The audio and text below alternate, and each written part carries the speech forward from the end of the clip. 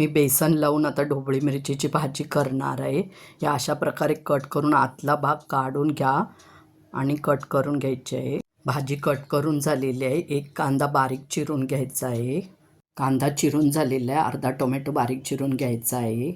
1.5 किंवा 2 चमचे बेसन घ्या. बारीक गॅस करून छान भाजून घ्यायचं आहे.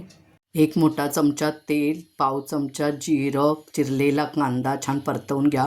पाव चमचा आलं लसूणची पेस्ट, कढीपत्त्याची 5-6 पानं, बारीक चिरलेला टोमॅटो आणि हिंग घालून छान परतवून शिजवून घ्या. भाजी घालून मिक्स करून घ्या. पाव चमचा धनाजिरा पावडर, पाव चमचा गरम मसाला, पाव चमचा हळद, अर्धा चमचा लाल तिखट, अर्धा चमचा मीठ घालून छानपैकी परतवून घ्या आणि झाकण ठेवून झाकणावर पाणी ठेवून गॅस कमी करून शिजवून घ्या. आता आपली 15 मिनिट झालेली आहे. भाजी छान शिजलेली आहे.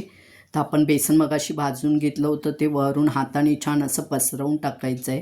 गॅस घालवायचा आहे, झाकण ठेवायचं आणि जेव्हा तुम्ही जेवायला घ्याल तेव्हा मिक्स करून कोथिंबीर घालून सर्व करा. अशा प्रकारे आपली भाजी तयार आहे.